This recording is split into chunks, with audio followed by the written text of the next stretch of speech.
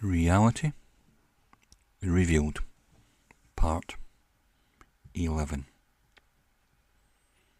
We can explain the universe by using three different models. One is the relativity, explaining it at cosmological level, the big stuff. Quantum theory explains things at a subatomic level, less than the size of an atom. The standard model is the one which is in general use every day, based on gravity and Newtonian mechanics after Isaac Newton.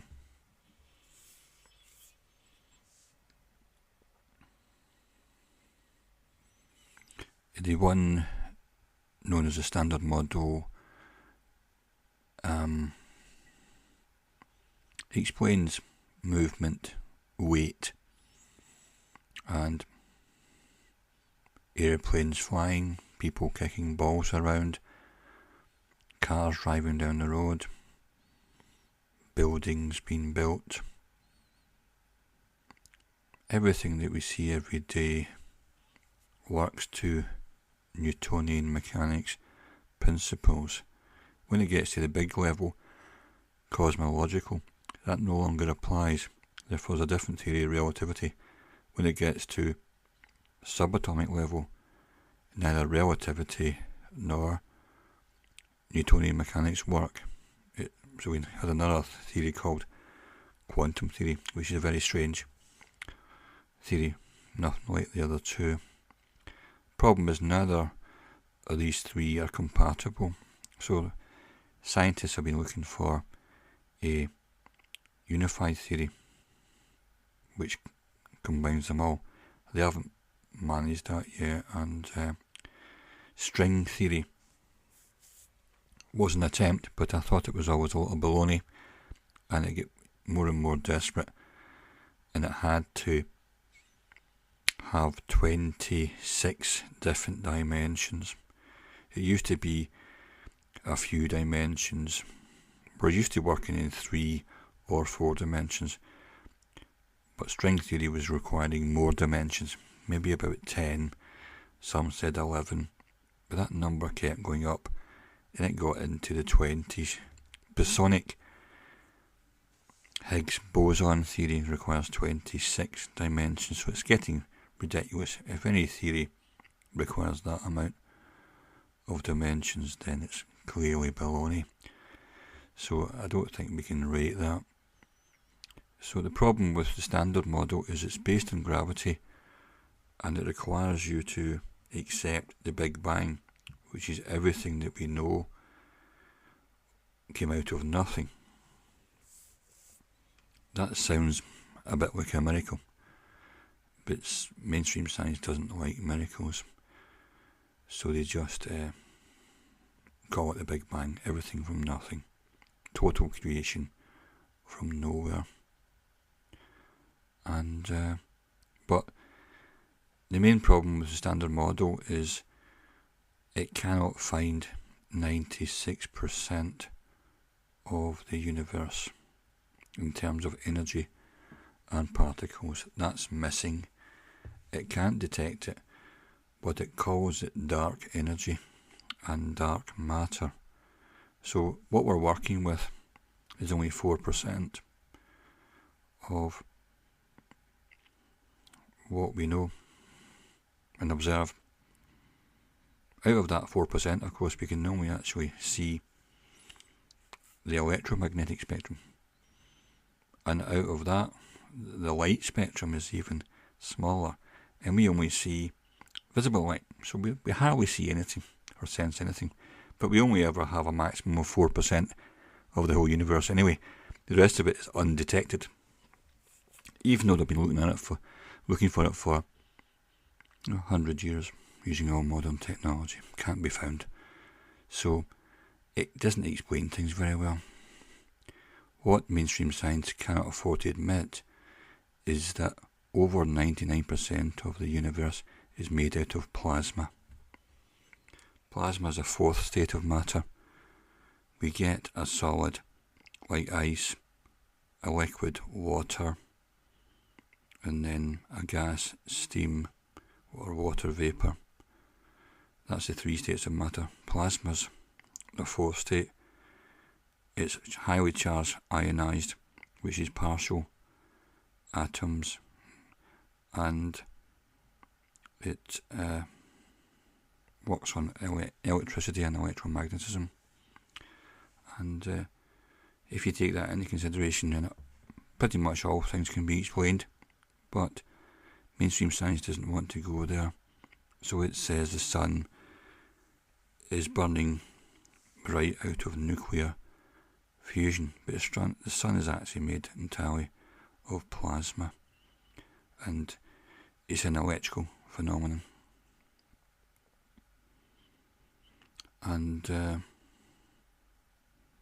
plasma is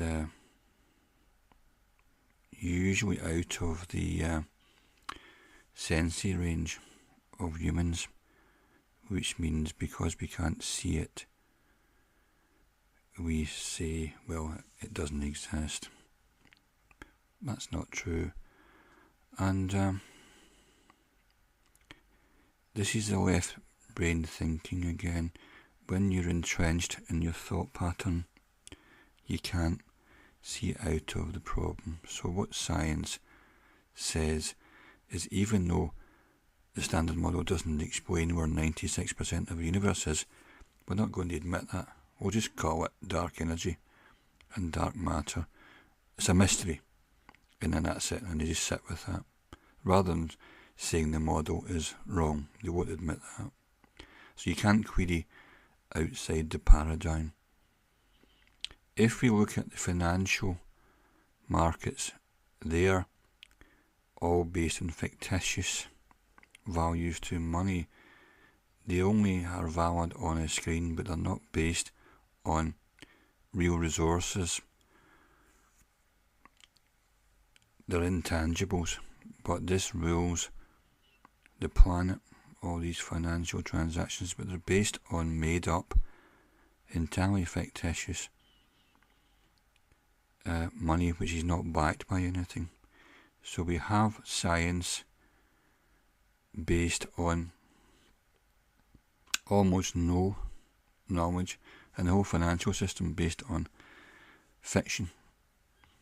Problem is that the real resources, people's effort and materials and property, farms and all this, they often get taken away, and then that's the real resource. The transfer of wealth goes to these people, but they're not actually putting in any effort, because if you were trying to earn £1,000 an hour, you can't do that by conventional working, so you just got to fiddle and number crunch. But the people suffer. Whole countries can go bankrupt because of this, and the people who bankrupt farms, countries, towns, cities, they don't think this is a problem, because they're totally detached into their way of left brain thinking. Essentially they are parasites. It's a parasitical type of idea where they feed off of other people's effort, and they don't have the empathy for what are the consequences of this. So therefore this makes them ideal to work in that industry. And it reminds me of Werner von Braun, who was a German rocket scientist during the Second World War. He was responsible for developing the rockets which were then used to bomb cities in England, London and other cities. And these rockets killed innocents. And when Werner von Braun was asked if he felt anything anything that emotions or sadness, or because the rockets he was developing were used to kill innocents dropped on people. He said, "That's not my department." So that's a chilling statement. That's how this type of thinking works. He would invent the weapon of mass destruction, but had no connection with its use. He simply declared it not to be his department. And that's how sociopaths work. They don't have any empathy, they don't take any responsibility, and they don't even see the human suffering as a problem. And that's because they're stuck in a mindset which keeps them from feeling that emotion or connecting up their actions with the consequences. So you'll see that a lot in so-called leadership. Very rarely do these people take any consequences for their actions. It's always someone else's problem. Someone else is causing them the problem, and they seem to be the ones that are always safe and rich. This is because of this type of left brain mental set. So you're not allowed to query the Big Bang Theory because you don't get any funding to do research into anything else. So this is very common. The answers come from where the funding goes. And if you're funding some research, you want the right answers, which is the one that suits you. And that will apply throughout the whole of corporate industry.